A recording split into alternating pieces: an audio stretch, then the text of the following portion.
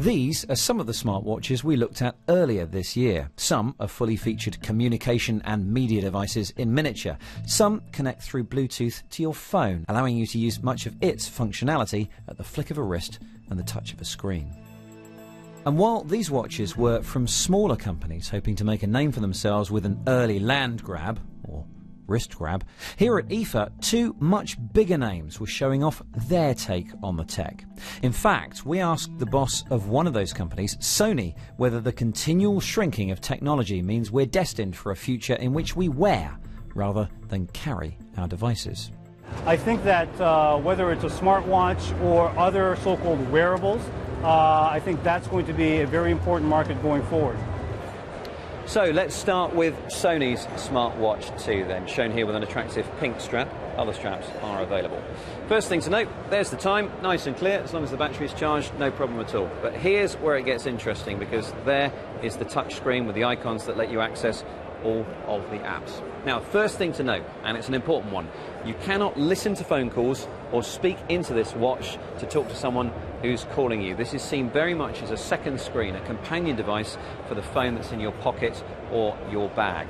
So you can see incoming notifications. That's the whole point of this watch, really, that it would alert you to any text messages, emails, Facebook messages that come into your phone. You can read the messages quite adequately there. You can't type into it. You can send some pre-programmed SMS replies, but that's about it. And there are currently about 300 apps for this watch. Here's the other smartwatch everyone's been making a hullabaloo about, Samsung's Galaxy Gear. The first difference between this and Sony's watch is this, the screen.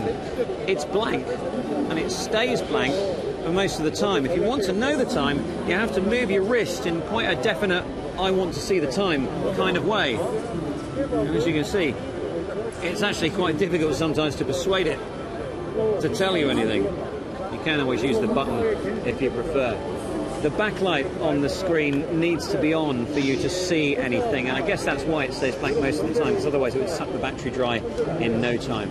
Now, another key difference between this and Sony's watch is that you can make calls through the watch. It has a speaker and a microphone on the back here, so you can talk into it and hear someone on the other end of the line.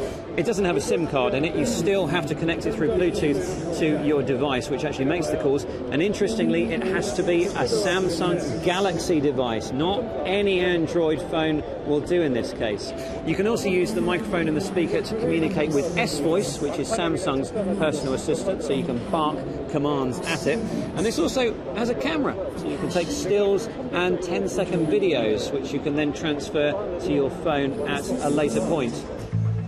Now, one big problem with smartwatches is that battery-sapping backlight. Sony says you'll need to charge the smartwatch 2 every 2 to 4 days. Samsung says the Gear will only last 25 hours with normal use. Well, here's a third new smartwatch which might just be onto something. Qualcomm's TOC uses a colour mirror-sol display, which is visible even when the backlight is off, and which allows the watch to run for up to 5 days without a charge. And when you do need power, you don't need a cable. It charges wirelessly on a special surface. A feature that could prove to be a winner in a future where our watches wind down every few days. Right, wrist is watch free once again, and I'd like to introduce you to Lisa Brack, who is from Chip Online, Germany's largest technology website. Lisa, hi. Hi. I know you're organising and running an innovation award show here at IFA. We'll talk more about that later, but I just want a quick word on the smartwatches that we've just seen. Now, I found it a little awkward to hold my arm up for minutes on end, reading emails on there. Do you think the smartwatch is a viable product? Do you think it's just too soon, or do you think we should all jump in and get hold of these things? They do have a lot of bugs. They do have a weak battery. They do have some problems with the camera. You need a camera here. We have a tiny display.